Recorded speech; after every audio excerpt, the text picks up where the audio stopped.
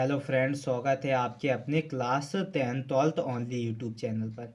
तो ये video number 6 है। अगर आपने video number first second fourth fifth नहीं देखी है तो मैंने वीडियो के डिस्क्रिप्शन बॉक्स में उन वीडियो की लिंक दे रखी है, आप वहाँ से जाकर उन वीडियो को वॉच कर सकते हो।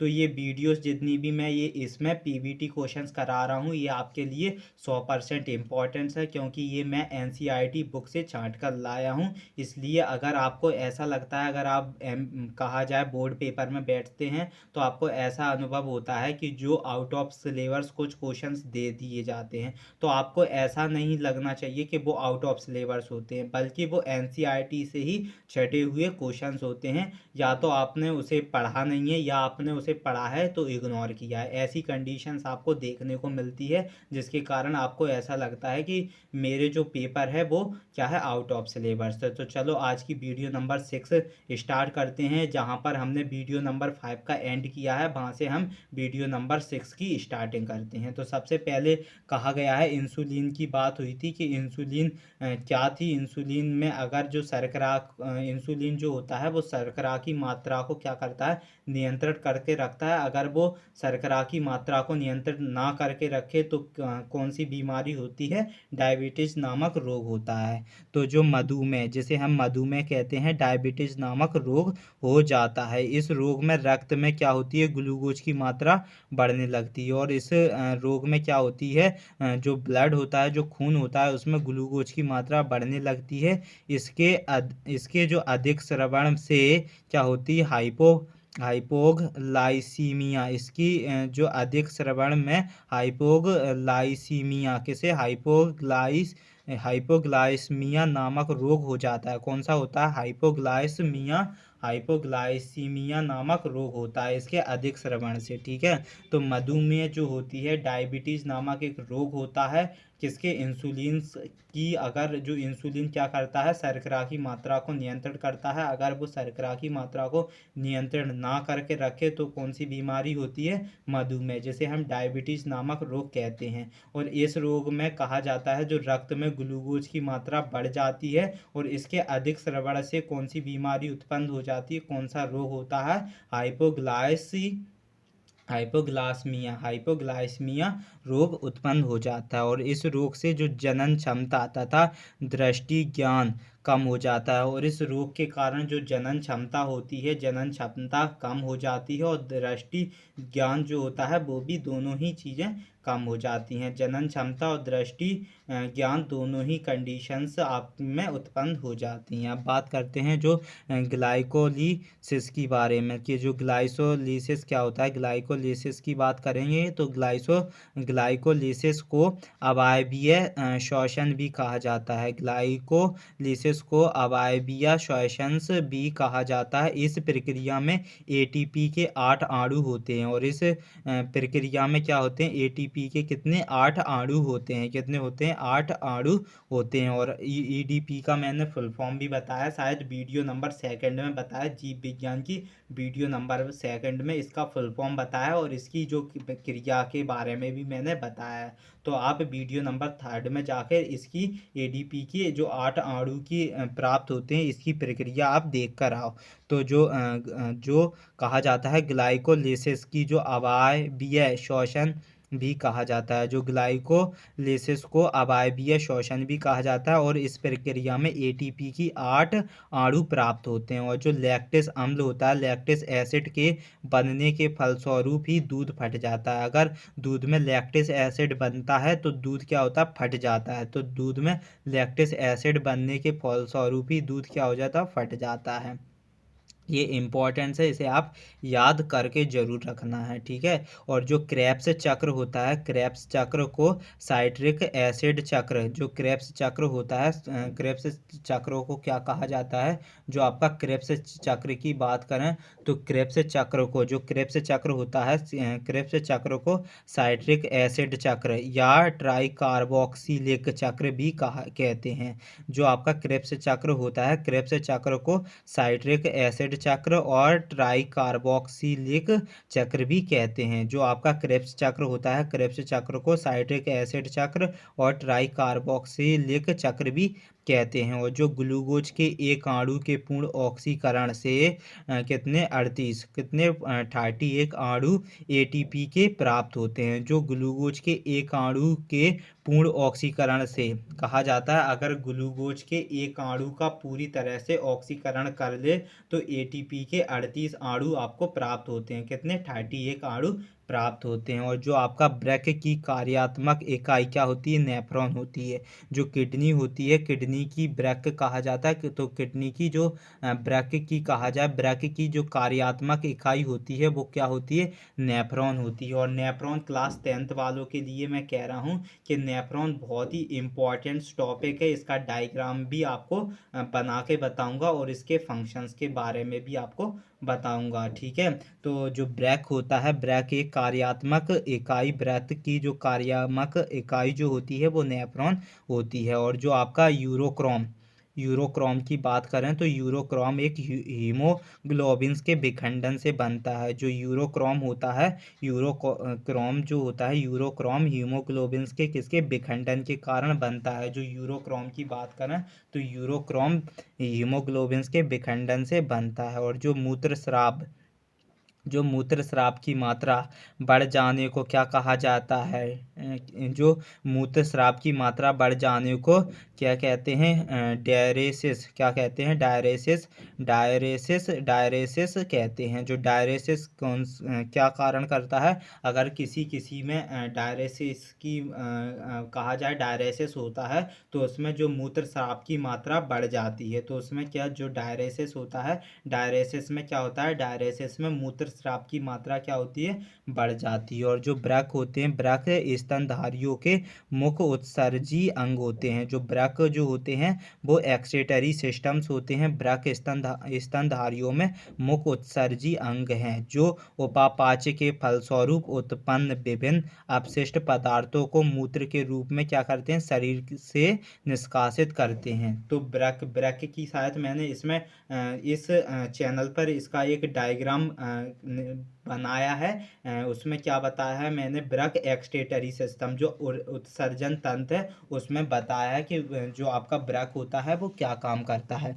तो जो ब्रैक होता है, ब्रैक स्तनधारियों में मुख्य उत्सर्जी अंग है, जो उपापाच्य के फलस्वरूप क्या उत्पन्न विभिन्न अपशिष्ट पदार्थों को किसमें कर देता है, मूत्र के रूप में शरीर से निष्कासित कर देता है, शरीर से निष्कासित कर देता है। और यह रक्त में पीएच का नियंत्रण करता है। और यह ब्लड जो खून होता है, खून में यह रक्त में पीएच का नियंत्रण करता है। यह रक्त के शुद्धिकरण में भाग लेता है। और यह रक्त को फिल्ट्रेट करने में क्या लेता है, भाग लेता है। और यह रक्त में पीएच का नियंत्रण करता है। और यह रक्त में जो शुद्धिकरण में भाग लेता है। यदि हाइपोक्सिया किसे हाइपोटिया कहते हैं, हाइपोक्सिया अर्थात शरीर में जो ऑक्सीजन की कमी हो जाए, यदि हाइपोक्सिया अर्थात शरीर में ऑक्सीजन की कमी हो जाए तो ऐसी स्थिति में विशेष एंजाइम्स के स्रवण के ब्रैक एरिथ्रोपोइटिन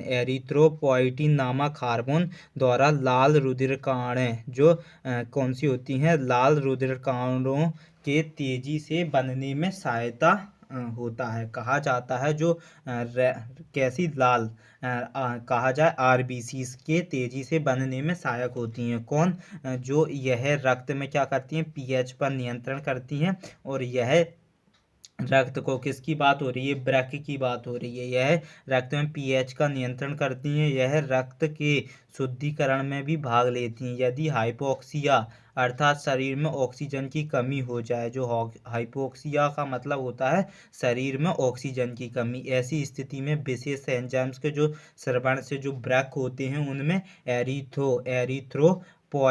एरिथ्रोपोइटिन नामक हार्मोन जो होता है वो क्या करता है, आरबीसीज को, जो आपकी रेड ब्लड सेल्स होती हैं उनको तेजी से बनने में सहायता कर देता है। कौन, ब्रैक किडनी की बात कर रहा हूँ। ब्रैक एरिथ्रोपोइटिन नामक हार्मोन से क्या कर देता है, जो ब्रैक प्रो एरिथ्रोपोइटिन्स नामक हार्मोन से आरबीसीज को बनने में तेजी में सहायता कर देता है। ठीक है, तो ये वृक्क की कंडीशंस की बात की थी कि वृक्क स्तनधारियों में एक मुख्य उत्सर्जन अंग होता है जो उपापचय के फलस्वरूप उत्पन्न विभिन्न अपशिष्ट पदार्थों को मूत्र के रूप में शरीर से निष्कासित करता है। अब बात करेंगे जो ताप का नियमन, जो ताप होता है, जो ताप का नियमन मस्तिष्क के हाइपोथैलेमस नामक ग्रंथि से होता है। जो ताप का नियमन मस्तिष्क में जो होता है, ताप का नियमन मस्तिष्क में जो होता है वो हाइपोथैलेमस नामक ग्रंथि से होता है। किस में होता है? हाइपोथैलेमस नामक ग्रंथि से होता है। जो ताप का नियमन जो होता है, किसकी बात कर रहा हूँ? ताप के नियमन की बात कर रहा हूँ। तो जो ताप का नियमन जो होता है, ताप का नियमन मस्तिष्क के हाइपोथैलेमस नामक ग्रंथि से होता है। जो ताप का नियमन जो होता है, ताप का नियमन वो मस्तिष्क के हाइपोथैलेमस नामक ग्रंथि से होता है। किसमें होता है? ताप का जो नियमन जो होता है, ताप का नियमन किससे होता है? ताप का जो नियमन होता है वो ताप का नियमन वो मस्तिष्क के हाइपोथैलेमस नामक ग्रंथि से होता है। और आँखों की जो पलकों पर झपकना एक अनैच्छिक क्रिया है। जो आँखों की जो आप आँखों पर जो पलक झपकते हो ना, तो ये आपकी एक कैसी क्रिया? अनैच्छिक क्रिया होती है। कैसी होती है? अनैच्छिक क्रिया होती है। औसतन हर 6 सेकंड में एक बार पलक झपक जाती है। और आपकी जो हर 6 सेकंड में एक बार क्या होता है? पलक झपक जाती है। हर 6 सेकंड में आपकी एक बार पलक झपकती है। और यह कैसी अनैच्छिक क्रिया होती है? आंसू में जो क्या होती है? आंसू में क्या होता है? लासोजाइम्स एंजाइम्स होते हैं। जो आंसू होते हैं, आंसू में एक लासोजाइम्स एंजाइम्स होते हैं। जो जीवाणुनाशी की बात करें, बैक्टीरियाडल होता है। क्या होते हैं? जीवाणुनाशी होता है। और नेत्रों की जो जीवाणुओं से रक्षा करता है, आंसू का निकलना एक प्रतिवर्ती क्रिया जिसे रिफ्लेक्स एक्शन है। जो आंसुओं का निकलना एक प्रतिवर्ती क्रिया होती है। जो मानव नेत्र में लैक्रिमल ग्रंथि से आंसू निकलते हैं। जो मानव नेत्र में एक लैक्रिमल ग्रंथि से क्या निकलते हैं? आंसू निकलते हैं। तो जो आंखों पर जो पलक झपकते हो, ये अनैच्छिक क्रिया होती हैं। और हर 6 सेकंड में एक पलक को आप झपकते हो। और आंखों से जो निकलने वाला आंसुओं में क्या होता है? लासोजाइम्स एंजाइम्स होता है, जो कि जीवाणुनाशी होता है और नेत्रों की जो जीवाणुओं से रक्षा करता है। आंसू का निकलना एक प्रतिवर्ती क्रिया होती है जिसे रिफ्लेक्स एक्शन कहलाते हैं। और मानव नेत्र में जो लेक्रिमल ग्रंथि से आंसू निकलते हैं। मानव नेत्र जो होती है, जो मानव की आंखें होती हैं, उसमें एक लेक्रिमल ग्रंथि होती है। कौन सी होती है? लेक्रिमल ग्रंथि होती है, जहाँ से क्या? आंसू निकलते हैं। जब आप रोते हो तो रोने की जो प्रक्रिया होती है, तो उसमें एक लेक्रिमल ग्रंथि होती है। क्या होती है? लेक्रिमल ग्रंथि से क्या होता है? आंसू निकलते हैं। तो लेक्रिमल ग्रंथि से क्या होता है? आंसू निकलते हैं। और जो रक्त का जमना एक रासायनिक परिवर्तन जैसे केमिकल चेंज होता है। जो रक्त का एक जमना क्या कहलाता है? एक केमिकल चेंज कहलाता है। क्या? रासायनिक परिवर्तन कहलाता है। जो रक्त के जमने की बात कर रहा हूँ, तो रक्त का जमना एक रासायनिक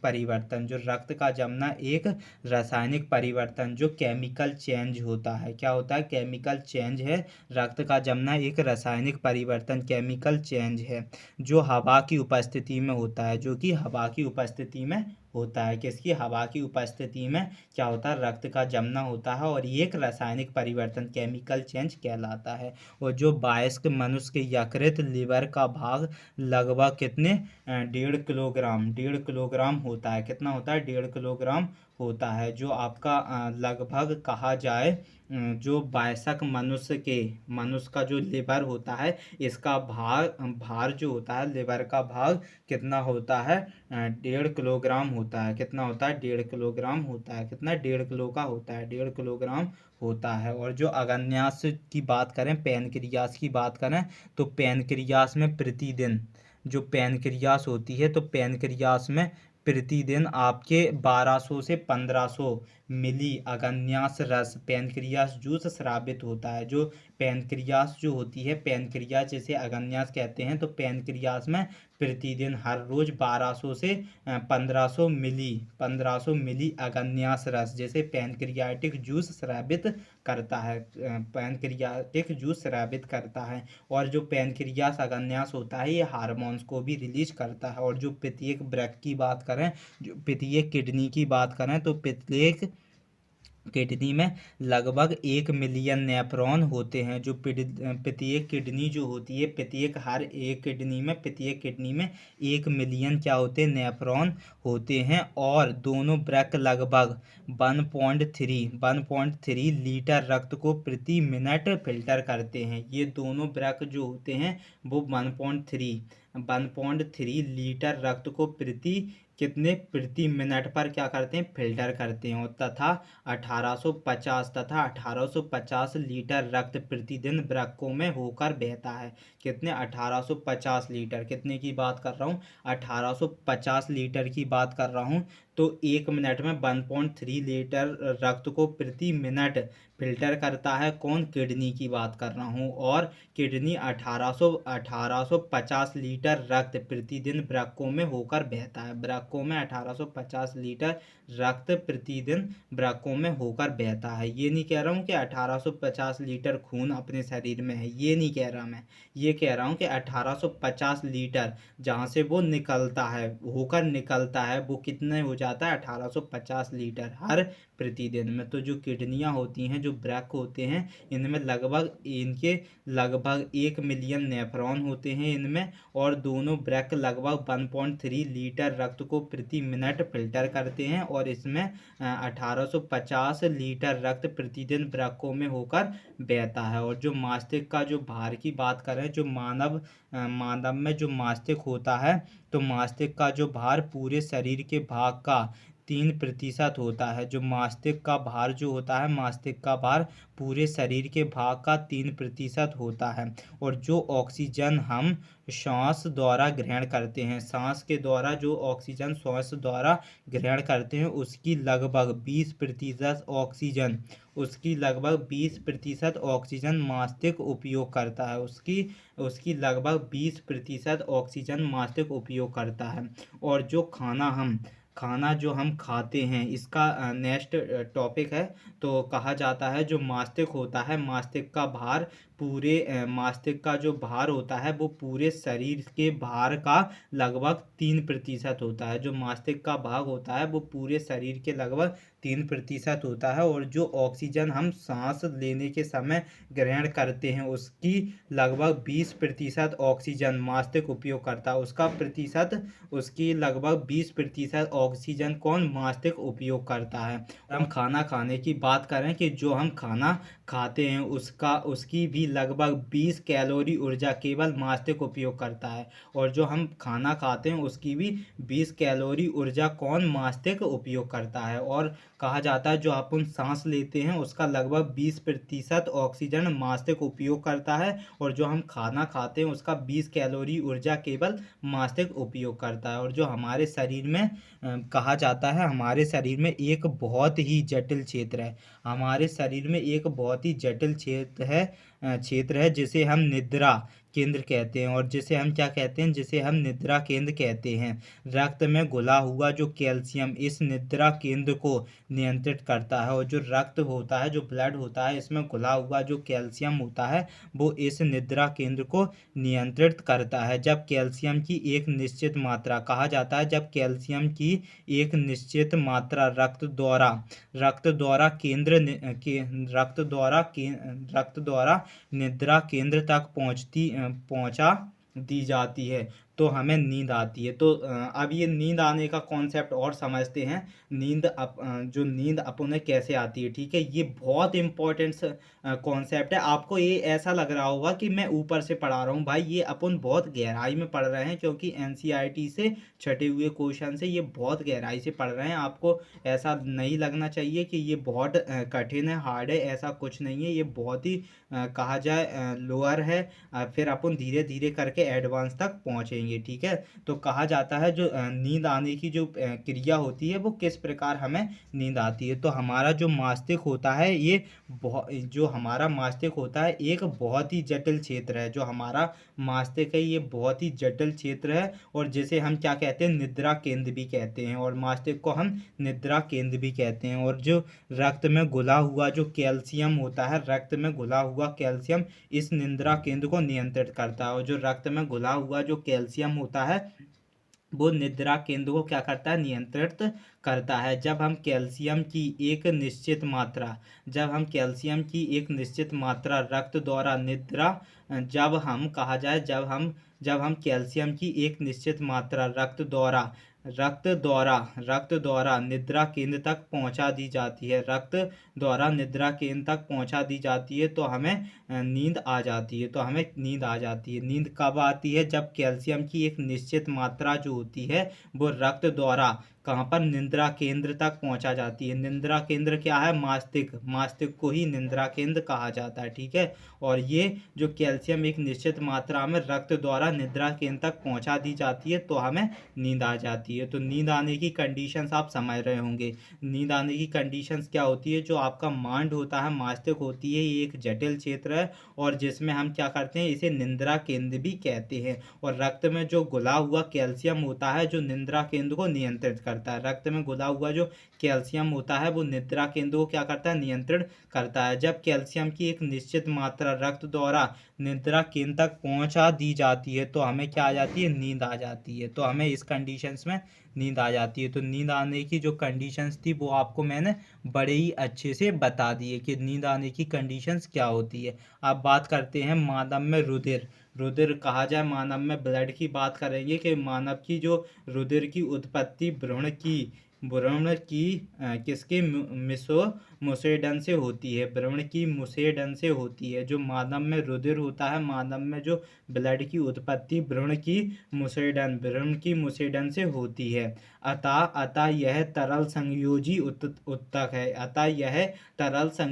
क्या है, उत्तक है। रुधिर का लगभग 7% कहा जाए, जो खून का लगभग 60% भाग प्लाज्मा का होता है। कहा जाता है जो रुधिर जो होता है इसका 60% भाग किसका होता है, प्लाज्मा का होता है। प्लाज्मा में जल की मात्रा लगभग 90% होती है, और शेष 8% भाग में कई प्रकार के कार्बनिक और अकार्बनिक पदार्थ विशेषकर लवण होते हैं। ये शायद मैंने आपको नेक्स्ट वीडियो में पढ़ाया है, शायद इसके बारे में, ब्लड के बारे में मैंने नेक्स्ट वीडियो में पढ़ाया है कि मानव में जो रुधिर होता है, ब्लड की जो उत्पत्ति भ्रूण की मुसेडन से होती है, अतः यह तरल संयोजी उत्तक है। और जो रुधिर का लगभग 60% भाग किसका होता है, प्लाज्मा का होता है। और प्लाज्मा जल की मात्रा लगभग, प्लाज्मा में जो जल की मात्रा 90% होती है, और जो बाकी बची जो 8% भाग में क्या होता है, कई प्रकार के कार्बन और अकार्बनिक पदार्थ विशेषकर लवण होते हैं, ठीक है। विशेषकर लवण इसमें प्रेजेंट होते हैं। अब बात करेंगे इसमें सबसे बड़ी कूल्हे की, इसमें जो इनमें सबसे बड़ी कूल्हे की मांसपेशियां हैं। इसमें जो सबसे बड़ी जो कूल्हे की मांसपेशियां हैं, जिसे हम ग्लूटियस मैक्सिमस कहते हैं। जो इनमें सबसे बड़ी कूल्हे की मांसपेशियां होती हैं, इनमें सबसे बड़ी कूल्हे की मांसपेशियां हैं, जिसे हम क्या कहते हैं, ग्लूटियम मैक्सिमस कहते हैं। और जो चबाने वाला गोंद जो होता है, जिसे च्युइंगम कहते हैं, तो चबाने वाला जो गोंद होता है जिसे हम चिकल ट्री के लेटेक्स से प्राप्त किया जाता है। जैसे चिकिल वृक्ष जिसे कि लेटेक्स से प्राप्त किया जाता है। इस वृक्ष का वैज्ञानिक नाम इस वृक्ष का जो वैज्ञानिक नाम क्या होता है? मैलिलकारा। जिसे इस वृक्ष का जो वैज्ञानिक नाम होता है मैलिन मैलिन क्या होता है? मालिन कारा जैपोटा मैलिलकारा जैपोटा होता है। जो आपका चबाने वाली जो गोंद होती है चिंगम, ये एक चिकिल वृक्ष से प्राप्त होती है, जिसे लैक्टेस से प्राप्त होती है। चिकिल वृक्ष के लैक्टेक्स से प्राप्त होती है। इस वृक्ष का जो वैज्ञानिक नाम होता है वो होता है मानिलकारा जैपोटा होता है। इस वृक्ष का वैज्ञानिक नाम मानिलकारा जैपोटा होता है। अब बात करेंगे जो सामान्यता जो ऊन की बात करेंगे। जो सामान्यता ऊनी कपड़ों में क्या होता है? सुराख करने वाले कीटों का नाम क्या होता है? टिनोला। क्या होता है? टिनोला बिसेनिला है। कहा जाता है जो सामान्यतः ऊनी कपड़ों में सुराग करने वाले जो कीट होते हैं, जो सामान्यतः ऊनी कपड़ों में सुराग करने वाले जो कीटों का नाम की बात करें, कीट होते हैं, उनका नाम टिनोला बिसेलिला होता है। टिनोला बिसेलिला होता है। जो सामान्यतः ऊनी कपड़ों में सुराग करने वाले जो कीट होते हैं उनका नाम टिनोला बिसेलिला होता है।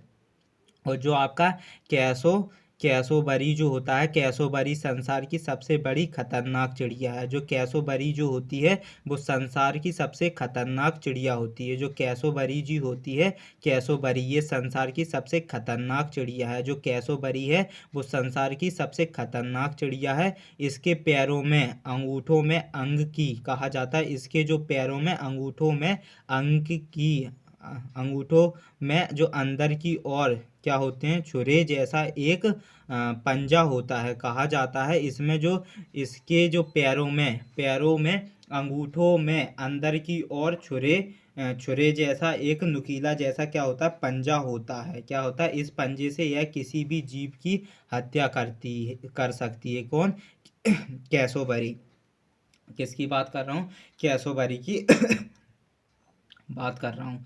तो कैसोबरी क्या होता है? कैसोबरी संसार की सबसे खतरनाक चिड़िया है कैसोबरी, क्योंकि इसके पैर में अंगूठों के अंदर एक छुरे जैसा एक पंजा होता है। इस पंजे से यह किसी भी जीव की क्या कर सकती है? हत्या कर सकती है। अब बात करेंगे मनुष्य के शरीर की बात करेंगे कि जो मनुष्य के शरीर की बात करेंगे तो मनुष्य के शरीर में सबसे बड़ी कोशिकाएं तंत्रिका कोशिकाएं होती हैं, जिसे नर्व सेल्स कहते हैं। तो मनुष्य के शरीर में सबसे बड़ी कोशिकाएं तंत्रिका कोशिकाएं होती हैं, जिसे नर्व सेल होती हैं। और कहा जाता है जो रंगीन टेलीविजन जिसे टीवी कहते हैं, तो रंगीन टेलीविजन के पिक्चर ट्यूब में 3 इलेक्ट्रॉन होती हैं। जो रंगीन टेलीविजन होता है, जो कलरफुल टीवी होती है, इसके पिक्चर ट्यूब में 3 इलेक्ट्रॉन होती हैं। ये शायद मैंने आपको फिजिक्स में समझाया था, भौतिक विज्ञान में भी समझाया था कि जो रंगीन टीवी है इसके बारे में मैंने आपको बहुत ही अच्छे से शायद 3-4 पीबीटी क्वेश्चंस भी करा रखे हैं रंगीन टीवी के बारे में, कि रंगीन टीवी के पहले जो ब्लैक एंड वाइट टीवी आती हैं उनमें क्या नहीं था, और जो अब स्मार्ट टीवी हैं उनमें किस प्रकार से ये आपको रंगीन दिखा रही हैं। तो इसके बारे में मैंने आपको समझाया है। और कहा जाए जो रंगीन टेलीविज़न जो रंगीन टीवी होती हैं, इनमें जो पिक्चर ट्यूब होता है वो 3 इलेक्ट्रॉन होती हैं। इसमें 3 इलेक्ट्रॉन्स होती हैं। जो खाद्य वस्तुओं के परिरक्षण किसकी बात कर रहा हूँ? खाद्य वस्तुओं के परिरक्षण, जिसे हम प्रिजर्वेशंस ऑफ फूड प्रोडक्ट में सोडियम बेंजोएट क्या होता है? सोडियम बेंजोएट प्रयोग किया जाता है। जो खाद्य वस्तुओं के परिरक्षण के लिए किसमें? प्रिजर्वेशंस ऑफ फूड प्रोडक्ट में क्या? सोडियम बेंजोएट का प्रयोग किया जाता है। जो खाद्य वस्तुओं के परीक्षण में सोडियम बेंजोएट का प्रयोग किया जाता है। जो कच्ची चीनी होती है रो शुगर को रंगीन करने में जंतु क्या? एनिमल चारकोल का प्रयोग करते हैं। जो कच्ची चीनी होती है, कच्ची चीनी को रंगीन करने में जंतु चारकोल का प्रयोग करते हैं। किसका प्रयोग करते हैं? जंतु चारकोल का प्रयोग करते हैं। और जो आपका निएंडरथल जो होता है, निएंडरथल एक प्रागैतिहासिक मानव के मस्तिष्क में बाणी स्पीच के केंद्र विकसित होते हैं, जिसके कारण आदमी बोलता है। अतः इसमें सर्वप्रथम किसी प्रकार की अक्षर भाषा बोलने की क्षमता आई है। जो आपकी निएंडरथल जो होता है वो प्रागैतिहासिक मानव के मस्तिष्क में बाणी के केंद्र विकसित होते हैं। किसमें? निएंडरथल की बात करें तो निएंडरथल में क्या होते हैं? मानव जो निएंडरथल जो होता है, तो निएंडरथल में प्रागैतिहासिक मानव में मस्तिष्क में बाणी के केंद्र विकसित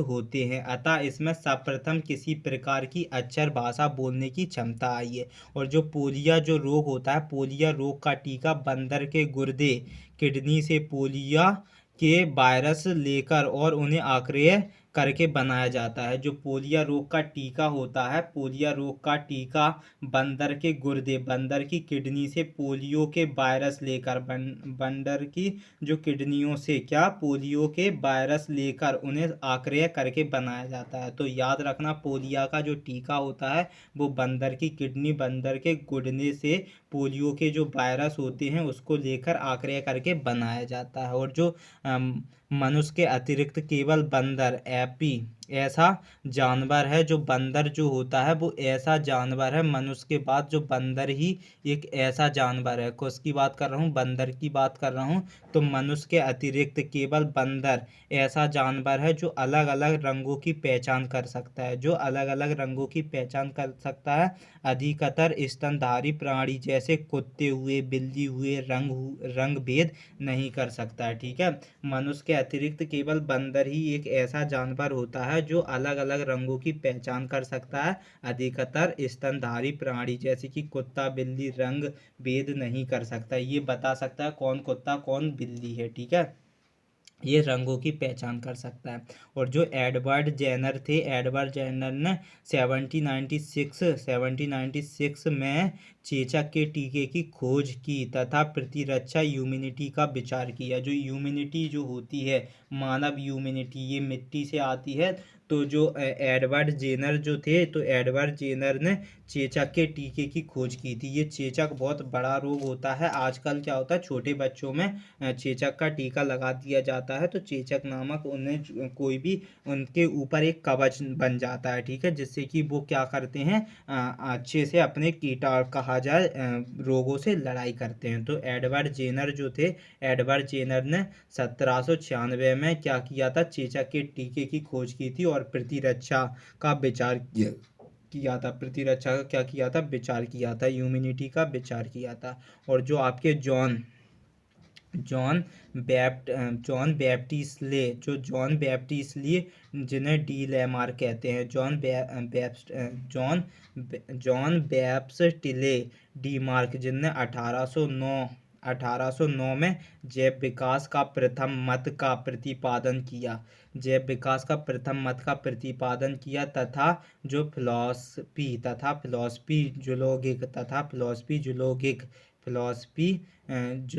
नामक पुस्तक लिखी थी। कौन सी? फिलॉसफी नामक पुस्तक लिखी थी। किसने? डी लेमार्क ने। तो डी लेमार्क ने 1809 में जैव विकास का प्रथम मत का प्रतिपादन किया था और फिलॉसफी जूलॉजी नामक एक इनने पुस्तक लिखी थी डी लेमार्क में। तो ये वीडियो नंबर कौन सी है? शायद ये वीडियो नंबर 6 है। अगर आपने कहा जाए वीडियो नंबर 1 से लेकर 5 तक नहीं देखी है तो प्लीज़ मैंने वीडियो की डिस्क्रिप्शन बॉक्स में उन वीडियो की लिंक दे रखी है, तो आप वहाँ से जाकर उन वीडियो को वॉच कर सकते हो। और मैं अभी भी कह रहा हूँ, ये 100% आपके लिए इम्पोर्टेंट्स वीडियो होने वाली है, क्योंकि ये इसमें जितने भी पीबीटी क्वेश्चन है वो सारे एनसीईआरटी से छांट कर लाए गए हैं, जिससे कि आपको ये बहुत ही सरलता के रूप में कहा जाए इम्पोर्टेंट्स क्वेश्चंस के रूप में प्रोवाइड हो। तो आज के लिए इतना ही रहने देते हैं। अगर आप चैनल पर नए हो तो चैनल को ज़रूर सब्सक्राइब करो। और अगर आपको ये अच्छे से मैंने आपको बिल्कुल ईजीली समझाया है, एक्सप्लेन किया है, अगर आपको अच्छे से समझ में आया है तो प्लीज़ वीडियो को लाइक करो और अपने दोस्तों को भी शेयर करो।